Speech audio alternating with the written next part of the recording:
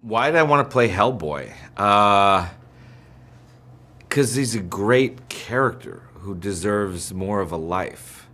Um, and initially, when they sent it to me, I was a little bit leery. And then they sort of told me about this reimagining that would be very dark and horror-based and kind of gory and kind of psychologically messed up. And it would be a real darker version of the character as well, who has a lot of these tensions and these sort of issues with his own genetic desires that are not very palatable. And I was like, wow, this is like, I want to be part of the superhero conversation that kind of happens in this country movie-wise, but I can't play straight ahead. I'm too weird of a guy. I mean, I'm too interested in the weirdnesses of outcasts and people that are kind of on the fringes, or these things that we don't want to talk about. I'm too interested in those things to play a straight ahead, kind of straight up good guy. So I was really grateful that they gave me this character that was strange and had a lot of issues, because I was like, wow, this is the one that I could really do something with. Oh God, yeah. I mean, would he be a different person without the influence of his father? He absolutely would. I mean, he was brought into the world to be this beast of destruction, and he was adopted by this man who raised him. And so in that way, he struggles with the idea of being an orphan, and he struggles even with the fundamental concept of why he himself is loved, as opposed to other monsters out there that we kill. And so his father is the one that he'd be a different man because he wouldn't have this struggle, and also because he wouldn't overcome it and sort of understand human love without his father. I mean, he is fundamentally half demon, and when he comes to this world, I don't think he has an intrinsic, like, I think there's something about human beings that have an intrinsic social thing where we understand love, or we understand that it's like cool to hang out with people and stuff. And I don't think Hellboy understands that on a visceral level. And I think he has to sort of intellectually come to understand it. And I think the primary person that helps him understand that is his father, through a lot of tension, a lot of back and forth. And then at the end, it's a visceral response when his father is hurt, that like he understands love in that moment. And that, so his father is fundamental to who he is. How did I prepare for Hellboy? In a lot of ways, the role was I initially prepared for it almost like a ballet dancer. Like I had external physical positions, and then I went in and filled them psychologically. But like a lot of it is, Hellboy does certain things with his face in the comic, which I wanted to recreate. And he has a certain bearing and a certain thing. So I fashioned this like makeshift suit out of parts of like shoulder pads and stuff, and I would like walk around and even look in the mirror like a ballet dancer and sort of see what worked. And then out of that, once I started to get the actual physical structure of that, I went back in and I did a lot of work kind of psychologically on what motivates him and what I particularly had to say about father-son relationships, or about genetic destiny as opposed to conscious choice, or about being attracted to things that aren't good for you. All these sort of psychological strands, I went back in after I did the physical work. Working with Ian Mcshane is like the best. If you ever get a chance to do it, I would highly recommend it. He's just such a, like, I guess the Brits would call it like a lovey.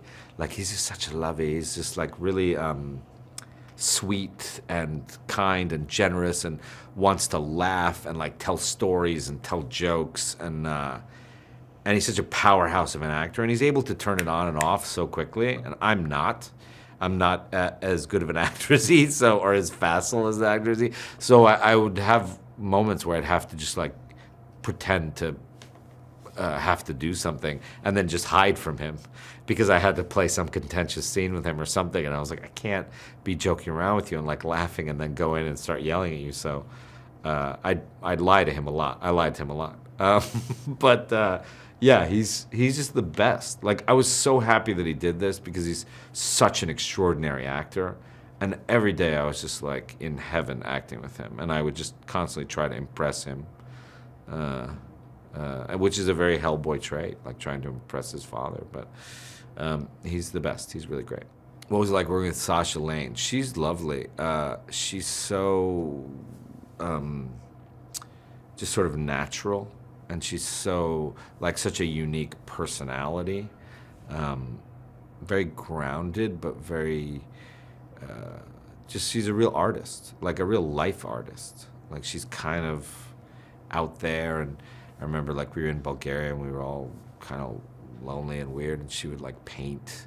She would just be in her hotel room just like painting bags or doing like wild stuff. She's just very creative. And so in that way, and she's also just, you know, she's just got a sensitive soul. And so one of the fun things to work with her on was she really fell in love with Hellboy. And we had a very kind of big brother, little sister relationship.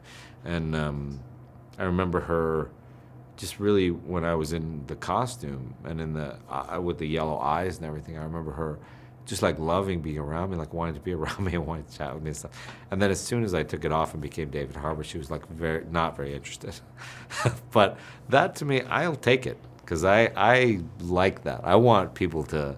I don't care that much about me. I care much more about my characters, and I consider that a real honor that she loved Hellboy. Dae Kim is a pro. I was mad about how handsome he is. He's an extremely handsome man.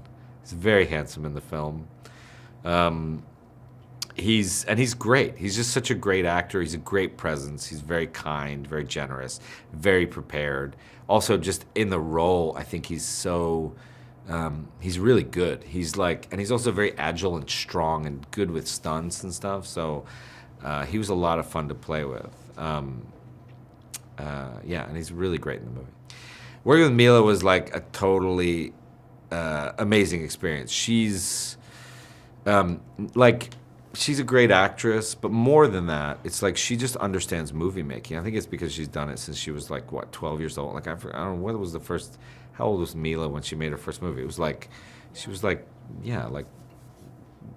12 years old or something. So she's made so many movies, and she understands the sort of genre movie very well, and she was very invested in this. She wanted it to be a great movie, and she came in with so many ideas and so much willingness to go there, so much kind of gung-ho, that she made the movie better. And she, not just with her performance, but she came in really being generous with her energy and with how to make a film. And it was, she's such a life force. She's like this force of nature, and I was very happy to have her there. Millions of Hellboy fans excited to see the movie. What can they expect from this film? That makes me feel great because I'm really excited to share it with those millions of fans.